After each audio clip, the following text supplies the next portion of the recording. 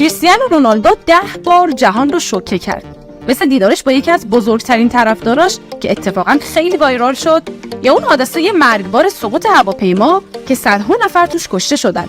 اما شوک‌آورترین موقع زمانی بود که دانشمندا فهمیدن قدرت پاهای رونالدو از قدرت پرتاب یک موشک هم بیشتره. سال 2008 رونالدو با یه بوگاتی مسابقه داد و برنده شد. دلیلش هم این بود که بدنش جوری آماده بود که انگار تو آزمایشگاه ساختنش. دانشمندا از این اتفاق عجیب و غریب خیلی تعجب کردن و تصمیم گرفتن اونو تحت آزمایش قرار بدن تا متوجه بشن دقیقاً چیه این بشر.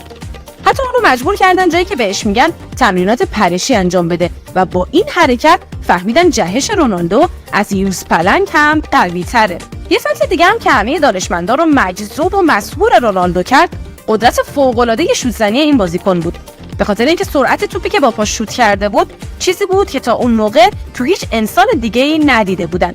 رونالدو وقتی توپ رو شوت کرد نه تنها شیشه رو شکست، بلکه سرعت توپ 31 متر بر ثانیه بود که این یعنی 4 برابر سرعت موشک آپولو 11 حین پرتاب. ماشین بودن رونالدو اونقدر شوک‌آور نیست که دیدارش با بزرگترین طرفدارش عجیب و حیرت آوره، چون با این دیدار بهش کمک کرد به شدت وایرال بشه.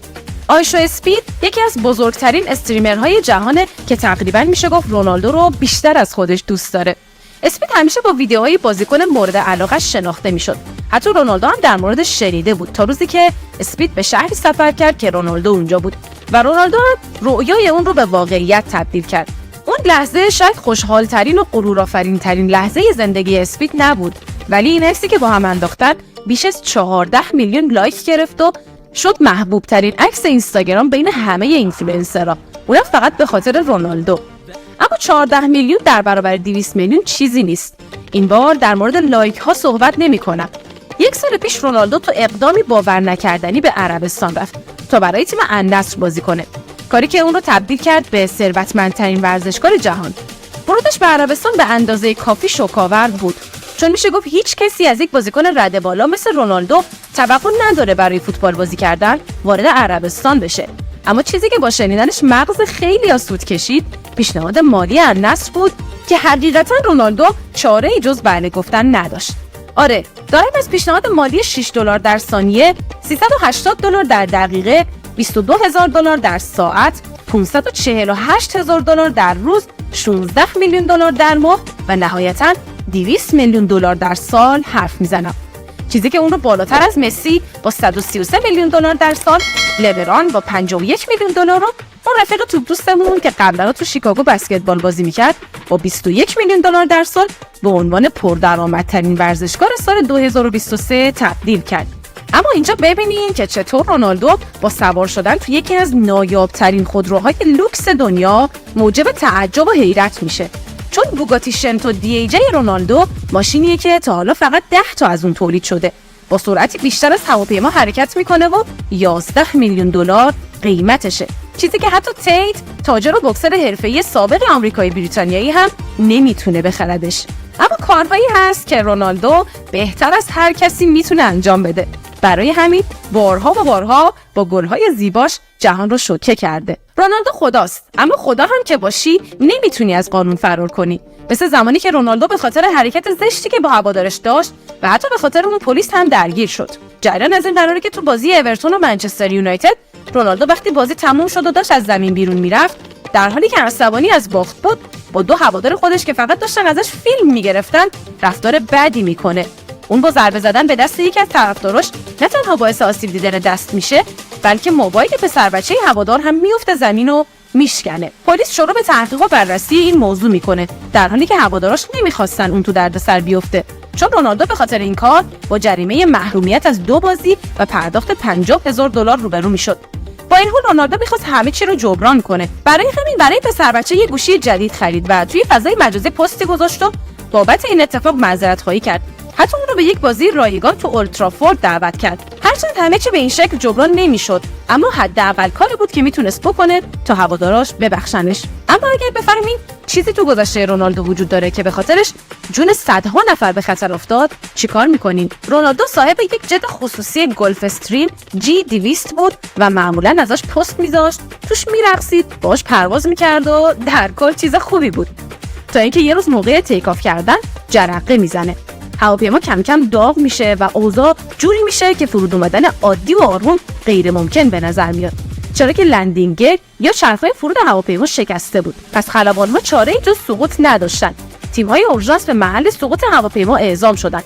افراد آسیب دیده به سرعت به بیمارستان منتقل شدند و با اینکه هواپیما آسیب دیده بود، همه جون سالم به در بردن.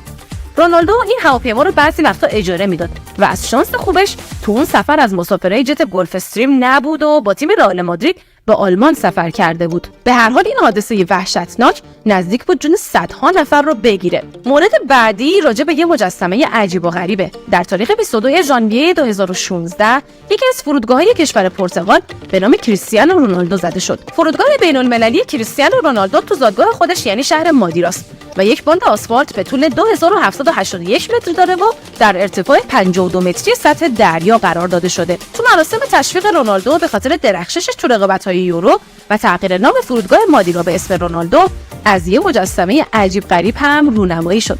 مجسمه‌ای که کل اینترنت رو منفجر کرد، اما نه به خاطر ظرافت و زیباییش، به این خاطر که اون مجسمه شبیه هر آدمی بود به جز رونالدو. توی خیلی از میم‌هایی که ساخته شده اون مجسمه رو به کریستاپس پرزینگس بسکتبالیست معروف تشبیه کردن تا رونالدو.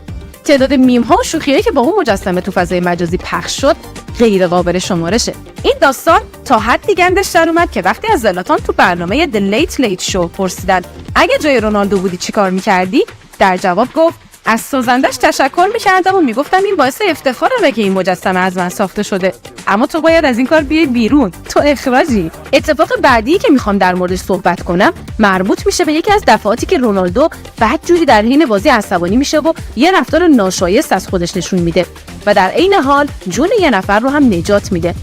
میدونم عجیب به نظر میاد، اما همه چیز از اینجا شروع شد.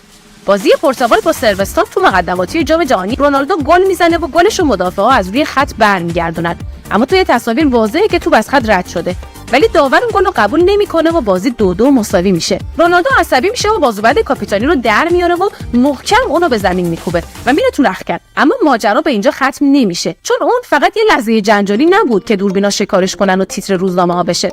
یکی از طرفدارای رونالدو اون بازوبند رو از روی زمین برمی‌داره و اونو میسپاره به یکی از آدمایی که میشناسه تا اونو به حراج بذاره و جون یه بچه 6 ماهه که از بیماری عجیب و کمیاب رنج می‌برده رو نجات بده. تنها راه درمان عمل کردن اون بچه بود و عمل جراحی هم نیاز به هزینه بالایی داشت که خانواده قادر به پرداخت کردنش نبودن، اما رونالدو ناخواسته کارو درآورد. بازوبند کاپیتانی تیم ملی پرتغال تو حراج $75,000 فروخته شد و هزینه درمان نوزاد 6 ماهه فراهم شد. و اما بشنوین از دیوانه‌وارترین باری که رونالدو کل دنیا رو شوکه کرد و تحت تاثیر قرار داد.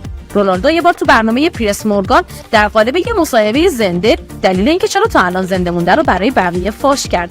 رونالدو همیشه توی بچگیش با گرسنگی مبارزه میکرد، چون تو شرایط مالی فوق‌العاده بدی بزرگ شده بود و برای اینکه زندگیشو بتونه بچرخونه دست به کارهای مختلف مثل جارو کشیدن خیابون‌ها میزد و حتی یه مقطعی به شهرهای دیگه سفر میکرد تا یه باری از رو دوش پدرش برداره و بتونه فوتبال هم بازی کنه. بخش ترسناک ماجرا اینجا بود که حتی معلوم نبود وعده بعدی غذایی رونالدو چجوری و از کجا تامین میشه. میدونی وقتی من بچه بودم و دور و بر 11-12 سالم بود، روزای خیلی سخت و دشواری رو با خانواده سپری می‌کردیم. ساعت‌های 10:30 شب که احساس گرسنگی می‌کردم، میرفتم به یکی از شعبه‌های مکدونالد که نزدیک همون استادیومی بود که داخلش زندگی می‌کردم. میرفتم و از در پشتی فریاد می‌زدم: هی، هیچ برگری نمونده؟ دختری به اسم ادنا به همراه 2 دختر دیگه که من هیچ وقت نتونستم پیداشون کنم اونجا کار می‌کردن و به من کمک می‌کردن. به خیلی از آدمایی که توی پرتغال میشناختم سپردم که دنبال اون دخترها بگرده، اما شعبه‌ای که من ازشون خرید می‌کردم تعطیل شده بود. عمیقاً دلم می‌خواد این مصاحبه باعث بشه من دوباره اون دخترها رو پیدا کنم. واقعا خوشحال میشم اگه پیداشون کنم. به شدت دلم می‌خواد یه شب شاب اونا رو از لیزبون دعوت کنم به خونم و یه چیزی به عنوان هدیه بهشون برگردونم. اون بازه زمانی که اون دخترها بهم کمک می‌کردن رو من هیچ وقت فراموش نخواهم کرد.